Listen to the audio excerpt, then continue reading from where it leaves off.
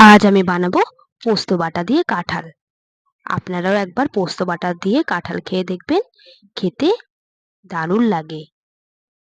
এদিকে আমি কাঁঠাল ভালো করে কেটে ধুয়ে নিয়েছি, আলুগুলোকেও আমি কেটে নিয়েছি ডুমো ডুমো করে। এবার প্রেসারে আমি আলু এবং কেটে রাখা কাঁঠালগুলো দিয়ে দেব। এবার আমি এখানে দিয়ে দেব পরিমাণ মতো জল, দিয়ে দেব নুন হলুদ। এবার আমি সেদ্ধ করে নেব। এখানে আমি একটার মতো সিটি দিয়েছি। এবার আমি জলটিকে ঝরিয়ে নেব। আপনাদের দেখিয়ে দিচ্ছি যে কতটা নরম সেদ্ধ হয়েছে একটা সিটিতেই। আপনারাও একটা সিটি দিয়ে দেবেন, আর না হলে আপনারা কড়াইও সেদ্ধ করে নিয়ে নিতে পারেন। এদিকে আমি কড়াইয়ে সর্ষের তেল দিয়ে আলুগুলোকে লাল করে ভেজে নেব। আলুগুলো এখানে আমার লাল করে ভাজা হয়ে গিয়েছে, তুলে নেব। এবার ওই তেলেই দিয়ে দেব কেটে রাখা কাঁঠালগুলো। এগুলোকেও এবার আমি নুন হলুদ দিয়ে হালকা করে ভেজে নেব।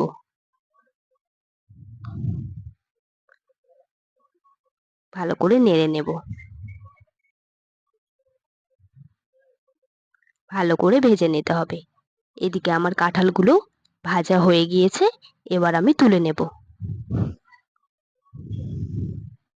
আমি আলু কাঁঠালগুলোকে এরকম করে ভেজে নিয়েছি, আপনারাও এরকম করেই ভেজে নেবেন। এবার ওই কড়াইয়ে দিয়ে দেব আমি সর্ষের তেল। তেলটি গরম হয়ে গেলেই ফোড়নে দিয়ে দেব আমি তেজপাতা, একটা শুকনো লঙ্কা আর গোটা জিরে। এবার ভালো করে ভেজে নেব। এখানে আমি আগে থেকে পেস্ট করে রেখেছি গোটা জিরে, আদা, কাঁচা লঙ্কা, পেঁয়াজের, ওটা দিয়ে দেব। সামান্য জল দিয়ে দেব, স্বাদ মতো নুন, হলুদ গুঁড়ো এবং ধনে গুঁড়ো দিয়ে দেব। এবার মশলাটিকে ভালো করে কষিয়ে নিতে হবে। এদিকে মশলাটির থেকে আমার তেল ছেড়ে দিয়েছে, মশলাটি আমার কষানো হয়ে গিয়েছে। যখন মশলাটি কষানো হয়ে যাবে তখন আমি এখানে পোস্ত বাটাটি দিয়ে দেব। সামান্য জল দিয়ে এগুলোকে আমি আবারও ভালো করে কষে নেব। মাঝে মাঝে নেড়ে দিতে হবে যাতে নিচে লেগে না যায়। ভালো করে কষিয়ে নেব। এদিকে আমার পোস্ত বাটা থেকেও তেল ছেড়ে দিয়েছে। এবার আমি এখানে দিয়ে দেব ভেজে রাখা কাঁঠাল এবং আলুগুলোকে। এবার আমি মশলাটির সঙ্গে কাঁঠাল আলুটিকে ভালো করে মিশিয়ে নেব, নিয়ে 1 থেকে 2 মিনিট ভালো করে ভেজে নেব।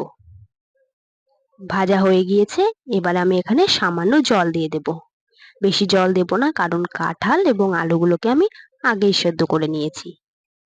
এবার জলটিকে ফুটিয়ে নেব। এদিকে যখন ঝোলটি ফুটে যাবে তখন আমি দিয়ে দেব এতে 1 চামচ ঘি আর দিয়ে দেব গরম মশলা। এবার ভালো করে নেড়ে নেব। ভালো করে নেড়েই আমি জলটিকে একদম শুকিয়ে নেব। আমি এই কাঁঠালটিকে একদম মাখা মাখা করব। এদিকে জলও শুকিয়ে গিয়েছে, কাঁঠালটিও হয়ে গিয়েছে। এরকম করে একবার পোস্ত বাটা দিয়ে খেয়ে দেখুন, আপনাদেরও দারুণ লাগবে। ভিডিওটি ভালো লাগলে লাইক এবং সাবস্ক্রাইব।